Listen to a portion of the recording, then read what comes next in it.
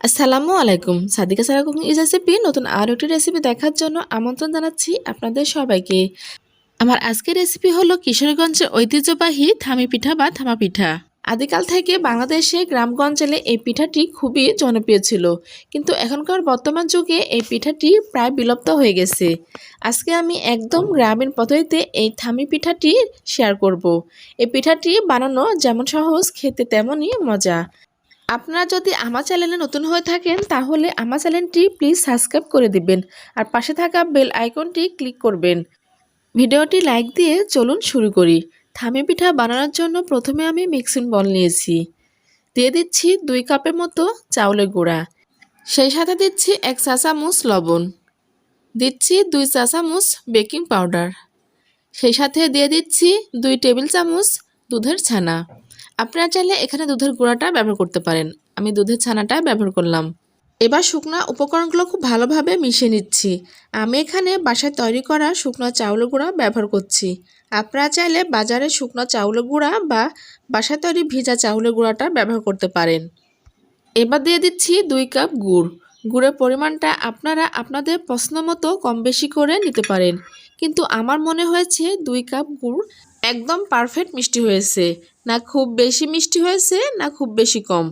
আমি নিয়েছি এখানে খেজুরের গুঁড়ার সিরাপটা। আমার কাছে অ্যাভেলেবল খেজুর গুঁড়ার পাটারি ছিল না, সেজন্য সিরাপটা দিয়ে আমি এই রেসিপিটা তৈরি করে নিচ্ছি। আপনাদের কাছে খেজুর গুঁড়ার পাটারি থাকলে আপনারা পাটারি দিয়ে এই রেসিপিটা তৈরি করে নেবেন। এবার দিয়ে দিচ্ছি 3টা ছোট দেশি কলা। কলাগুলো ছিলকা ছাড়িয়ে মাঝখান দিয়ে ভেঙে দিচ্ছি। অথেন্টিক থামি পিঠাতে এমন দেশি কলা ব্যবহার করা হয়, কিন্তু আপনারা চাইলে সাগর কলা, সবরি কলা বা চাম্পা কলা ব্যবহার করতে পারেন। আমার রেসিপিটি যদি ভালো লাগে তাহলে সাবস্ক্রাইব করা অনুরোধ রইল। এবার কলাগুলোকে হাত দিয়ে ভালো করে মিক্স করে চাউলের গুঁড়ার সঙ্গে ভালোভাবে মিশিয়ে নিচ্ছি। ভিডিওটি যদি এই পর্যন্ত ভালো লেগে থাকে তাহলে একটি লাইক দিয়ে দিবেন। এবার দিচ্ছি নর্মাল তাপমাত্রা থাকা পানি। এখানে আমি হাফ কাপ পানি দিলাম। আমি এখানে খেজুর গুঁড়ার সিরাপটা ব্যবহার করছি, সেজন্য পানির পরিমাণটা দিলাম অর্ধেক। আর আপনারা যদি পাটারিটা ব্যবহার করেন তাহলে পানি দিবেন 1 কাপের মতো। ব্যাটারটা এই পর্যন্ত এমন হবে। এবার আমি ব্লেন্ডার জায়গায় ব্লেন্ড করে ব্যাটারটাকে স্মুথ করে নেব। ব্লেন্ড করে নেবার পরে ব্যাটারটা ঠিক এমন হবে। আপনারা হয়তো দেখে বুঝতে পারছেন ব্যাটারের ঘনত্বটা ঠিক এমন হবে। না খুব বেশি পাতলা, না খুব বেশি ঘন। এর বেশি পাতলা করা যাবে না, আর খুব বেশি ঘনও রাখা যাবে না। এবারে পিঠার ব্যাটারটাকে রেস্টে রেখে দেব 5 মিনিটের মতো। এবার পিঠাটাকে তৈরি করার জন্য একটি পাতিল বসিয়ে দিয়েছি। আমি পাতিলটাকে অল্প পরিমাণ পানি ভরিয়ে নিয়েছি। এই পর্যায়ে চুলার ফ্লেমটা অফ আছে। এবার একটি সুতি কাপড় পাতিলের ওপর একটি রশি দিয়ে বেঁধে নেব। পাতিলের মুখটা একটু বড় হলে ভালো হয়, এতে করে পিঠা তৈরি করতে সুবিধা হবে। এবার চুলার ফ্লেম অন করে পানিতে বলক তুলে নেব। যখন পানিতে বলক চলে আসবে তখন কাপড়ের ওপর ধোয়া বা ভাপ উঠতে শুরু হবে। এই পর্যায়ে একটি চামচ দিয়ে পিঠার ব্যাটারটা দিয়ে দেব। আমি প্রথমে অল্প একটু ব্যাটার দিয়ে দিচ্ছি, চারিদিকে ছড়িয়ে নিচ্ছি যাতে ব্যাটারটা সাথে সাথে শক্ত হয়ে যায় আর সম্পূর্ণ ব্যাটার দেওয়ার পর পড়ে যাওয়ার সম্ভাবনা না থাকে। এবার আমি সম্পূর্ণ পিঠা ব্যাটারটা ঢেলে দিচ্ছি। এই সময় চুলার ফ্লেমটা মিডিয়াম টু লো থাকবে। এবার আমি একটা ঢাকনা দিয়ে ঢেকে আধা ঘন্টার জন্য রেখে দেব।